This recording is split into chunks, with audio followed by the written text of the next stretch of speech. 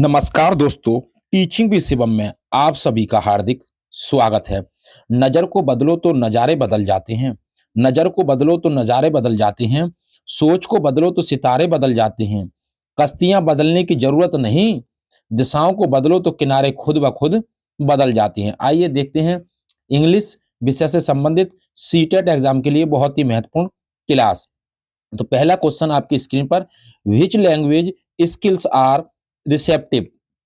कहने का तात्पर्य ये है, ये कहना चाह रहा है कि कौन सी भाषा कौशल ग्रहणशील है, यानी ग्रहात्मक कौशल कौन से हैं, ग्रहणात्मक कौशल। Option A listening and speaking, सुनना और बोलना। Option B listening and reading, सुनना और पढ़ना। Option C writing and listening, लिखना और सुनना। ऑप्शन चार कहता है स्पीकिंग एंड रीडिंग, यानी बोलना और पढ़ना। तो ग्रहणात्मक कौशल की बात करें तो सुनना और पढ़ना ये कैसे हैं, ग्रहणात्मक कौशल हैं। ऑप्शन बी इस प्रश्न का करेक्ट आंसर है, यानी दूसरा लिसनिंग एंड रीडिंग।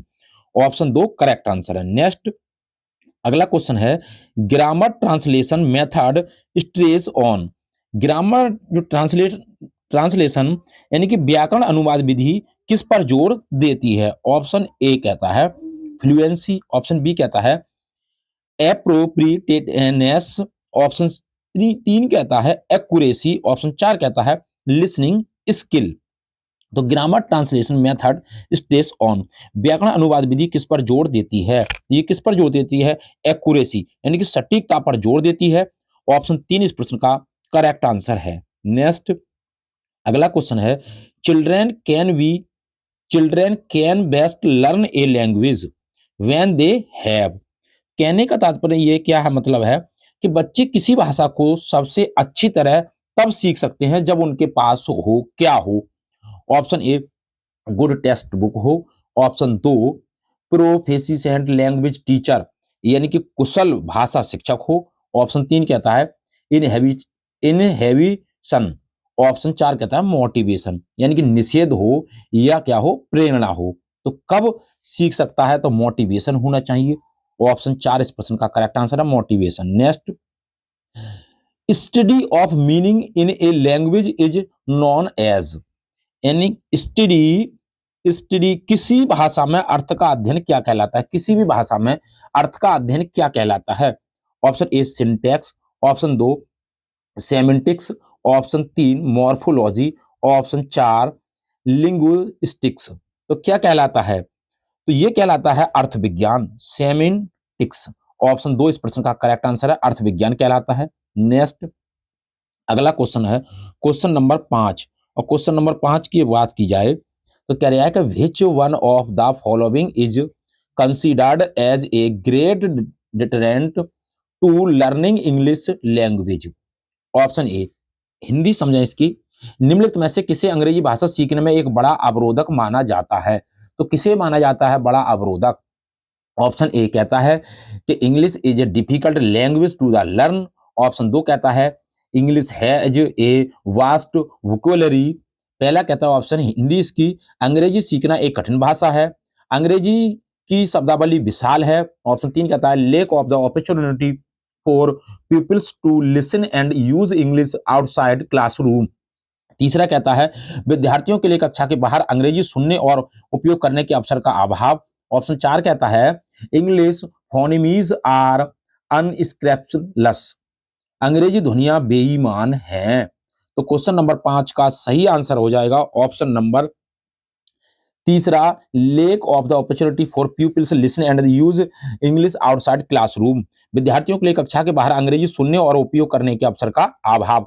ऑप्शन तीन इस प्रश्न का करेक्ट आंसर है। नेक्स्ट नेक्स्ट क्वेश्चन है, there are 44 sounds in English, out of these how many sounds are vowels and how many consonants रेसेप्टिवली।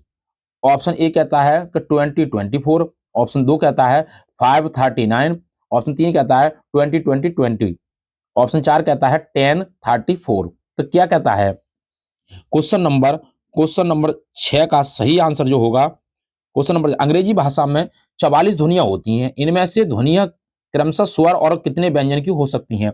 तो स्वर व्यंजन की ध्वनियां होती हैं तो वे होती हैं 20 और 24 ऑप्शन ए इस प्रश्न का करेक्ट आंसर है। आइए नेक्स्ट क्वेश्चन, क्वेश्चन नंबर 7 कि एटिमोलॉजी इज ए, एटिमोलॉजी व्युत्पत्ति विज्ञान एक है। व्युत्पत्ति विज्ञान क्या है? Option A science of pedagogy, शिक्षा शास्त्र का विज्ञान। Option 2 study of the meaning of words, study of the meaning of words, शब्दों के अर्थ का अध्ययन। ऑप्शन 3 कहता है science of knowing in the origin of the word, भाषा की उत्पत्ति जानने का विज्ञान। ऑप्शन 4 कहता है स्टडी ऑफ लैंग्वेज, भाषा का अध्ययन। तो इटिमोलॉजी क्या कहलाता है? इटिमोलॉजी व्युत्पत्ति विज्ञान एक है, क्या है? तो ये है science of knowing the origin of the word. Option 3 इस प्रश्न का करेक्ट आंसर हो जाएगा। भाषा की उत्पत्ति जानने का विज्ञान है। आइए next question, question number 8, question number 8 जो है वो कहता है कि doctor best method lays stress on, doctor best पद्धति किस पर जोर देती है? ऑप्शन ए लिसनिंग, सुनने पर। ऑप्शन 2 स्पीकिंग, बोलने पर। ऑप्शन 3 रीडिंग, पढ़ने पर। ऑप्शन 3 लिखने, ऑप्शन 4 लिखने पर। तो किस पर जोर देती है? डॉक्टर बेस्ट नई पद्धति के प्रतिपादक जो थे वो डॉक्टर बेस्ट थे।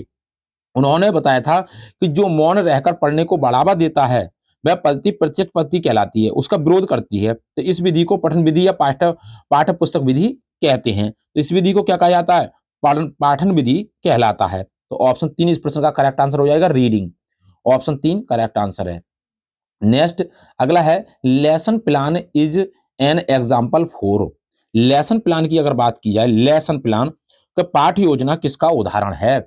Option a long term plan यानी कि दीर्घकालिक योजना का। ऑप्शन 2 मिड टर्म प्लान, मध्यावधि योजना का। ऑप्शन 3 कहता है शॉर्ट टर्म प्लान, अल्पकालीन योजना का। ऑप्शन 4 कहता है हाफ ईयरली प्लान, अर्धवार्षिक योजना का। तो पाठ्य योजना किसका उदाहरण है? तो पाठ्य योजना जो है वो अल्पकालीन योजना का उदाहरण है, शॉर्ट टर्म प्लान। ऑप्शन 3 इस प्रश्न का करेक्ट आंसर है। आइए नेक्स्ट क्वेश्चन देखते हैं। Example of authentic material is, option A कहता है इंग्लिश रीडर। क्वेश्चन प्रमाणिक सामग्री का उदाहरण क्या है? जो प्रमाणिक सामग्री होती है उसका उदाहरण क्या है? ऑप्शन ए कहता है इंग्लिश रीडर, अंग्रेजी पाठक। ऑप्शन 2 कहता है सप्लीमेंट्री रीडर, अनुपूरक पाठक। ऑप्शन 3 कहता है न्यूज़पेपर, अखबार। ऑप्शन 4 कहता है ऑल ऑफ द एबव, यानी कि सभी, चारों सही। तो इस क्वेश्चन का सही आंसर हो जाएगा ऑप्शन नंबर 3 न्यूज़पेपर, न्यूज़पेपर। आइए नेक्स्ट क्वेश्चन देखते हैं। अगला क्वेश्चन है the method of teaching English, the method of teaching English adapted at present in English curriculum is, वर्तमान में स्कूली पाठ्यक्रम में अपनाई जाने वाली अंग्रेजी पढ़ाने की पद्धति कौन सी है? ऑप्शन ए formative correlation approach. Option 2 functional communicative approach. Option 3 कहता है फंक्शन कोरेटिव अप्रोच। और चौथा कहता है फिगरेटिव कंप्रेसिव अप्रोच। तो क्वेश्चन नंबर 11 का सही आंसर हो जाएगा option number 2 functional communicative approach, यानी कि कार्यात्मक संचारित दृष्टिकोण। पहला कहता है रचनात्मक सह दृष्टिकोण, दूसरा कहता है कार्यात्मक, तीसरा कहता है कार्य सुधारात्मक दृष्टिकोण, और चौथा इसकी जो हिंदी है वो अलंकारिक व्यापक दृष्टिकोण। तो ऑप्शन नंबर 2 इस प्रश्न का करेक्ट आंसर है। नेक्स्ट अगला है direct method is also known as, direct method प्रत्यक्ष विधि के नाम से भी जाना जाता है, कौन सी विधि को? ऑप्शन ए नेचुरल मेथड, प्रत्यक्ष विधि को, प्राकृतिक विधि को। ऑप्शन 2 इंडक्टिव अप्रोच, आगमनात्मक दृष्टिकोण को। ऑप्शन 3 इनडायरेक्ट अप्रोच, अप्रत्यक्ष दृष्टिकोण को। Option 4 all of the above, सभी के लिए। तो कौन सी विधि को? तो नेचुरल मेथड को जाना जाता है डायरेक्ट मेथड के नाम से। ऑप्शन ए इस प्रश्न का करेक्ट आंसर है, प्राकृतिक विधि। नेक्स्ट अगला है language acquisition occurs only when, इसका तात्पर्य यह है कि भाषा का आरोप तभी गलत है जब, भाषा पर आरोप तभी गलत है जब, कब? Option A the child absorbs the language without conscious attention, के बच्चा बिना सचेत ध्यान दिए भाषा को आत्मसात कर लेता है। ऑप्शन 2 कहता है child is thought the rules of grammar, बालक को व्याकरण के नियम सिखाए जाते हैं। ऑप्शन 3 कहता है the child has exposure to the language, बच्चे को भाषा का ज्ञान होता है। ऑप्शन 4 कहता है child is given a reward, बच्चे को इनाम दिया जाता है। तो इस क्वेश्चन का सही आंसर है बच्चे को भाषा का ज्ञान होता है। The child has exposure to the language. Next question आपकी स्क्रीन पर है, comprehensive evaluation refers to the assessment of. Question number 14 और 14 का सही आंसर है व्यापक मूल्यांकन से तात्पर्य किस मूल्यांकन से है। ऑप्शन ए को कैरिकुलर एक्टिविटीज यानी कि सह पाठ्यक्रम गतिविधियों से। ऑप्शन 2 एकेडमिक सब्जेक्ट शैक्षणिक विषय से। ऑप्शन 3 कहता है बोथ स्कॉलटिक्स एंड को स्कॉलटिक्स एरियाज यानी कि शैक्षिक और सह शैक्षिक दोनों क्षेत्रों से। ऑप्शन 4 कहता है समेटिव असेसमेंट टेक्स योगात्मक मूल्यांकन पाठ से। तो व्यापक मूल्यांकन का जो है वो है बोथ स्कॉलटिक्स एंड को स्कॉलटिक्स एरियाज, शैक्षिक और सह शैक्षिक दोनों क्षेत्रों से है। ऑप्शन 3 इस प्रश्न का करेक्ट आंसर है। Next, story telling to young learners is यानी कि primary mean for improvement there. Question number 15 और 15 का जो सही आंसर हो जाएगा युवा। हम बात करें युवा शिक्षार्थियों को कहानी सुनाना मुख्य रूप से उनके सुधार के लिए है। कौन से सुधार। ऑप्शन ए राइटिंग स्किल यानी कि लिखने का कौशल। ऑप्शन बी स्पीकिंग स्किल बोलने का कौशल। ऑप्शन 3 लिसनिंग स्किल सुनने का कौशल। ऑप्शन 4 रीडिंग स्किल पढ़ने का कौशल। तो कौन से कौशल को, तो ये ऑप्शन 3 इस प्रश्न का करेक्ट आंसर हो जाएगा लिसनिंग स्किल। आइए नेक्स्ट क्वेश्चन देखते हैं। क्वेश्चन नंबर 15 है formative assessment is assessment of learning. Formative assessment जो होता है रचनात्मक मूल्यांकन सीखने का मूल्यांकन है।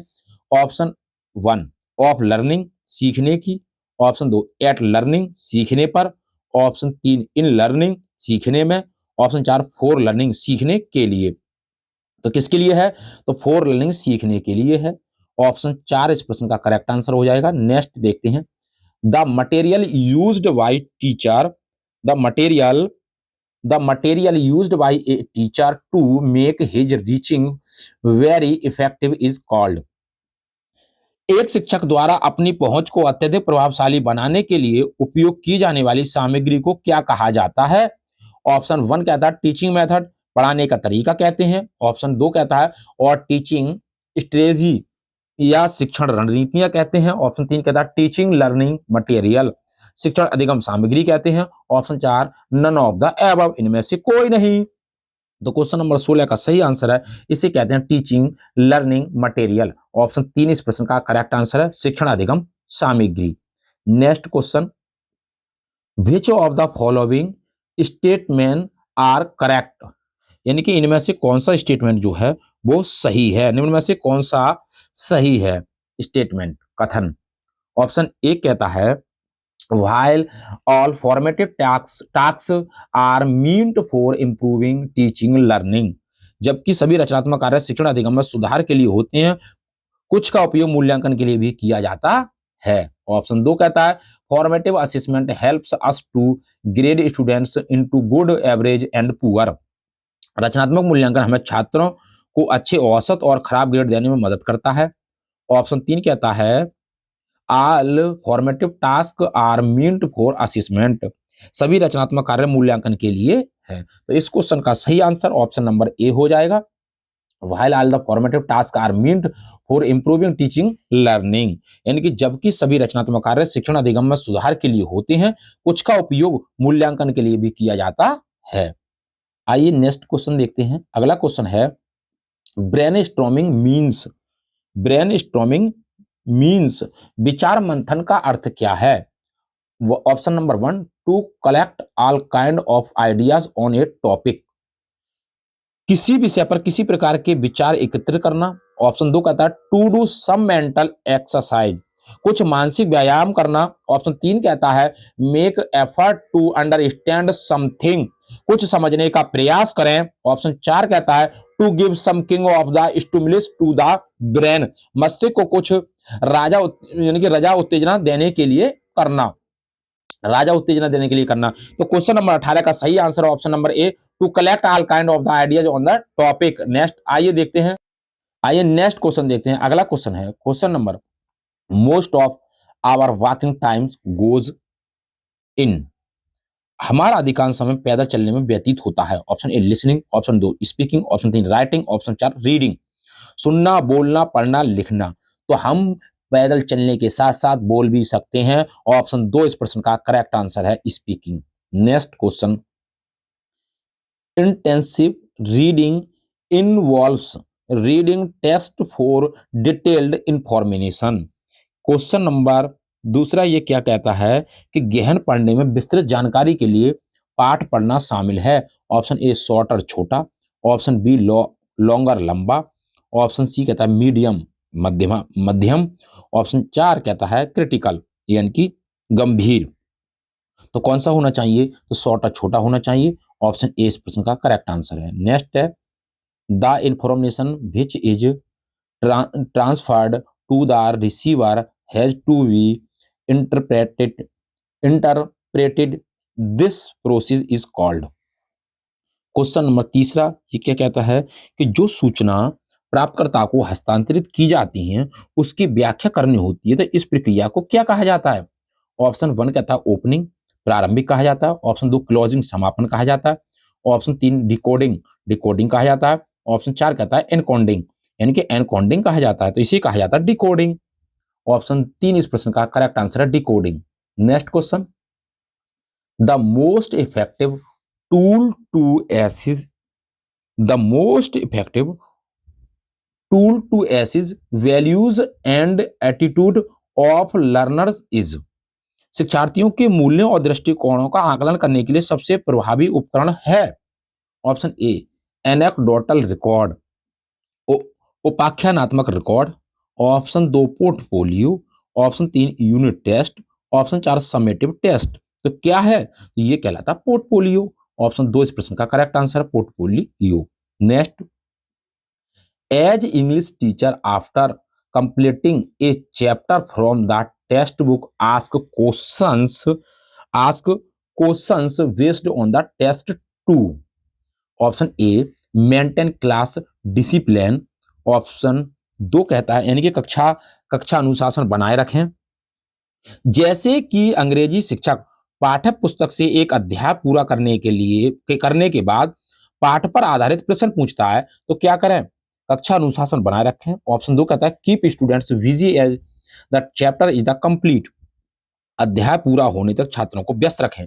ऑप्शन 3 कहता है अट्रैक्ट स्टूडेंट्स अटेंशन, विद्यार्थी का ध्यान आकर्षित करें। ऑप्शन 4 कहता है नॉन देयर कंप्रेशन, उनकी समझ जाने। तो क्या करें? नॉन देयर कंप्रेशन, उनकी समझ को जाने। ऑप्शन 4 इस प्रश्न का करेक्ट आंसर है। आइए नेक्स्ट क्वेश्चन देखते हैं। क्वेश्चन नंबर 6 का था for students to gain language skills from text book the text book learning should, छात्रों को पाठ्य पुस्तकों से भाषा कौशल प्राप्त करने के लिए पाठ्य पुस्तक से सीखना चाहिए। ऑप्शन 1 कहता है correlate with assessment and achievement, मूल्यांकन और उपलब्धि के साथ सह संबंध। ऑप्शन 2 कहता है lead to using the text book sparingly, पाठ्य पुस्तक का कम से कम उपयोग करना। ऑप्शन 3 कहता है expose them to more literary reading, उन्हें और अधिक साहित्य पढ़ने के लिए प्रेरित करें। ऑप्शन 4 कहता है become more cost effective compared to technologically supported course, तकनीकी रूप से समर्थित पाठ्यक्रम की तुलना में अधिक लागत प्रभावी बने। तो इस क्वेश्चन का सही आंसर है मूल्यांकन और उपलब्धि के साथ संबंध बनाना। ऑप्शन 1 इस प्रश्न का करेक्ट आंसर है correlate with assessment and the achievement. Next अगला क्वेश्चन है how can a person correctly communicate, कोई व्यक्ति सही ढंग से संवाद कैसे कर सकता है? ऑप्शन ए स्पीकिंग बोलकर के, ऑप्शन 2 ईमेल द्वारा, ऑप्शन 3 टेक्स्ट मैसेज द्वारा, ऑप्शन 4 ऑल ऑफ एबव। किसके द्वारा? तो ऑल ऑफ एबव, सभी के द्वारा। नेक्स्ट अगला क्वेश्चन है, क्वेश्चन नंबर नेक्स्ट है कि what is communication without words, शब्दों के बिना संचार क्या है? ऑप्शन 1 कहता है there is no communication without words, शब्दों के बिना कोई संचार नहीं होता। ऑप्शन 2 कहता है नॉन वर्बल कम्युनिकेशन, अनकहा संचार है। ऑप्शन 3 कहता है टेलीपैथी, मानसिक दूरसंचार, टेलीपैथी मानसिक दूरसंचार। ऑप्शन 4 कहता है साइन लैंग्वेज, सांकेतिक भाषा। ये कहलाता है, इस क्वेश्चन का सही आंसर हो जाएगा अनकहा संचार, नॉन वर्बल कम्युनिकेशन। ऑप्शन 2 इस प्रश्न का करेक्ट आंसर है। नेक्स्ट अगला क्वेश्चन है, next question, as a sympathetic listener you should consider the message from the point of view of। Option A, एक सहानुभूतिपूर्ण श्रोता के रूप में आपको संदेश पर निम्नलिखित दृष्टिकोण से विचार करना चाहिए। ऑप्शन ए ऑडियंस श्रोता, ऑप्शन 2 स्पीकर वक्ता, ऑप्शन 3 अदर्स अन्य, ऑप्शन 4 योरसेल्फ अपने आप पर। तो किस पर होना चाहिए? वक्ता पर होना चाहिए, स्पीकर। ऑप्शन 2 इस प्रश्न का करेक्ट आंसर है। Next question, listening and, next question है listening and hearing refers to, श्रवण और श्रवण से तात्पर्य है, हियरिंग सुनने से तात्पर्य है। ऑप्शन ए डिफरेंट थिंग्स, अलग अलग बातों से। ऑप्शन 2 कहता है mental and physical acts respectively, क्रमशः मानसिक और शारीरिक कार्य से। ऑप्शन 3 कहता है द सेम थिंग्स, सही वही बातों से, उन्हीं बातों से। ऑप्शन 4 कहता है a specific act, act versus general act, एक विशिष्ट कार्य बनाम सामान्य कार्य से। तो ऑप्शन, इस क्वेश्चन का सही आंसर हो जाएगा mental and physical acts respectively. Next question, अगला क्वेश्चन आपकी स्क्रीन पर है, इस क्वेश्चन का सही आंसर बताइए कि which is not a language skill, कौन सा भाषा कौशल नहीं है। Option A listening, option 2 reading, option 3 hearing, option 4 writing. तो कौन सा नहीं है? तो सुनना, सुनवाई नहीं है, हियरिंग। ऑप्शन 3 इस प्रश्न का करेक्ट आंसर है। नेक्स्ट क्वेश्चन आपकी स्क्रीन पर, आइए देखते हैं। अगला क्वेश्चन आपकी स्क्रीन पर है कि what is the meaning metalinguistic, धात्विक भाषा का क्या अर्थ है। Option A capacity to think and talk about language, भाषा के बारे में सोचने और बात करने की क्षमता।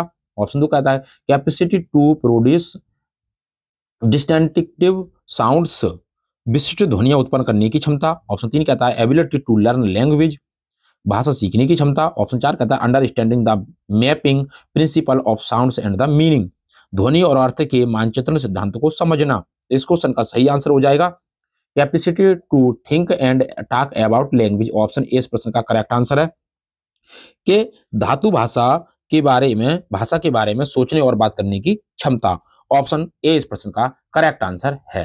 तो उम्मीद करता हूं दोस्तों इंग्लिश विषय से संबंधित सीटेट एग्जाम के लिए महत्वपूर्ण प्रश्नों की श्रृंखला थी, आपको पसंद आई होगी। यदि वीडियो पसंद आई हो तो वीडियो को ज्यादा से ज्यादा शेयर करें और लाइक करें, और कमेंट बॉक्स में वीडियो से संबंधित अपना सुझाव अवश्य दें। ऑल द बेस्ट, थैंक्स, जय हिंद, जय भारत।